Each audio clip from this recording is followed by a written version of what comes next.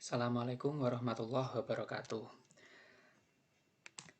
Kali ini saya akan mereview tugas yang kemarin sudah kalian kumpulkan. Saya hanya akan mengambil beberapa grafik yang menurut saya menarik untuk dibahas, gitu. Tentunya berarti ada semacam kekeliruan atau ketidaktepatan dalam penyajian data menggunakan grafik ataupun juga diagram.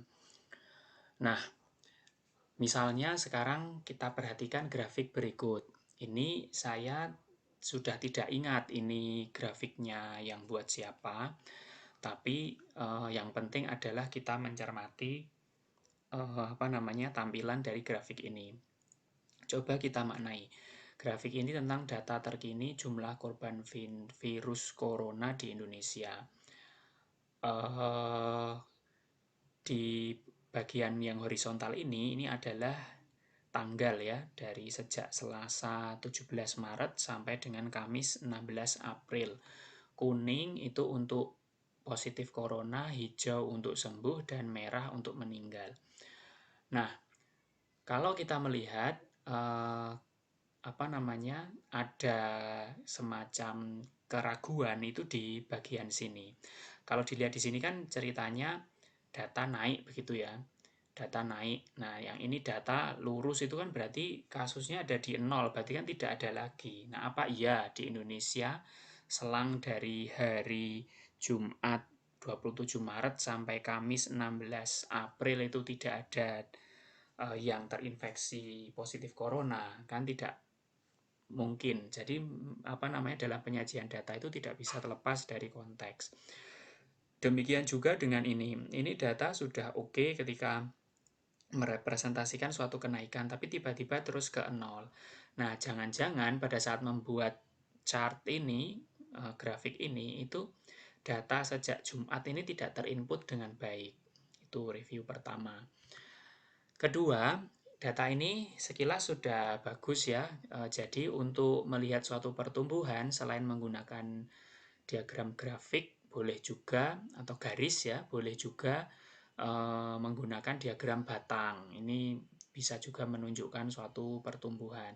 Masalahnya hanya ini, ada di tanggal 12 April ini kok tiba-tiba datanya seolah-olah hilang kayak gitu. Nah, kalau kita lihat 12 April di sini ternyata hanya keliru dalam input data, ada titik di tengah ini membuat datanya menjadi tidak valid begitu. Berikutnya ini. Sekilas data ini inginnya adalah menunjukkan satu persebaran kasus kalau dilihat dari tabel. Persebaran kasus itu artinya di suatu daerah tertentu ada berapa yang terkonfirmasi positif, ada berapa yang sembuh, ada berapa yang meninggal.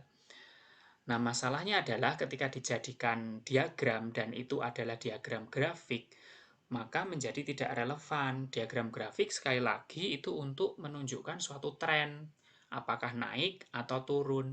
Kita tidak bisa membandingkan DKI Jakarta dengan Jawa Timur misalnya. Itu bukan perbandingan naik atau turun kayak gitu. Kalau mau naik turun ya berarti DKI Jakarta saja dari hari ke hari. Nah, itu bisa menunjukkan pola tren.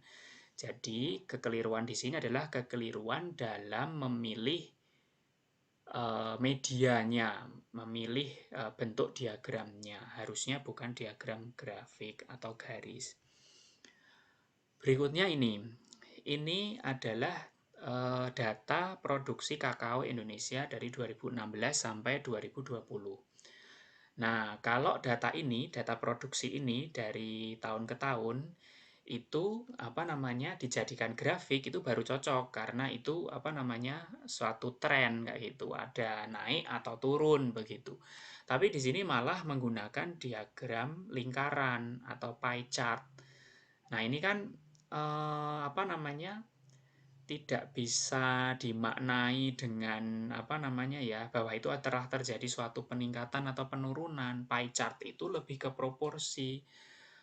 Misalnya suatu demografi penduduk, berapakah yang menjadi petani, berapakah yang menjadi PNS, berapakah yang menjadi buruh. Nah, itu baru bisa dijadikan suatu diagram lingkaran. Nah, berikutnya ini kasusnya sama dengan tadi ya, bahwa data mulai 6 April ke kanan sampai 16 April itu saya kira sudah bagus, menunjukkan suatu tren, misalnya kenaikan atau penurunan. Walaupun ini yang biru ini maksudnya kasus itu, kalau itu kasus positif, maksudnya ini boleh jadi kenapa ada di nol semua ini mungkin ada di sini. Karena input datanya menggunakan koma ini, jangan-jangan koma ini maksudnya 2,491. Nah, itu kan maka suatu penurunan yang drastis dari 2273 di hari pertama 5 April tiba-tiba jadi 2,49. Nah, ini sebenarnya hanya kekeliruan entry data, makanya grafiknya menjadi seperti ini, seolah-olah turun drastis padahal tidak. Nah, jadi penting sekali untuk melihat validitas dari data yang kita input. Kemudian, nah ini data demografi penduduk yang tadi sempat saya singgung. Kalau tadi tentang pekerjaan, sekarang tentang kelompok umur. Nah, ini disajikan dalam bentuk grafik itu juga kurang tepat. Karena ini seolah-olah dari kelompok umur 0 sampai 4 tahun naik menjadi 5 sampai 9 tahun dan seterusnya. Tidak make sense. Lagi-lagi kalau pertumbuhan itu harus pada subjek yang atau kelompok yang sama dilihat dari time to time kayak gitu. Apakah dia menunjukkan ada suatu perubahan naik atau turun. Kalau ini lebih tepat tadi menggunakan diagram lingkaran misalnya, atau boleh juga menggunakan diagram batang. Nah, ini juga kasus demam berdarah di Indonesia. Kalau ini ada di suatu daerah dan kemudian menunjukkan trennya dari tahun ke tahun, maka cocok menggunakan diagram grafik. Misalnya ini jangan perhatikan ini dulu, seandainya ini tahun ya, misalnya 2015, ini 2016, 2017, 2018. Kita kalau membaca datanya enak, maka ini ada penurunan kasus demam berdarah di suatu daerah tertentu.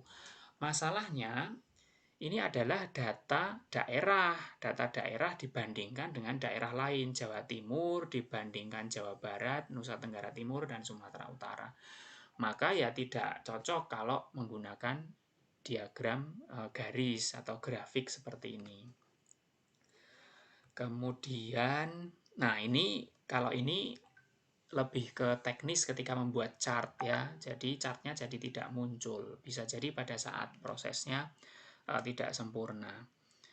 Nah, itu tadi beberapa review terkait dengan kekeliruan-kekeliruan ketika menyusun sebuah diagram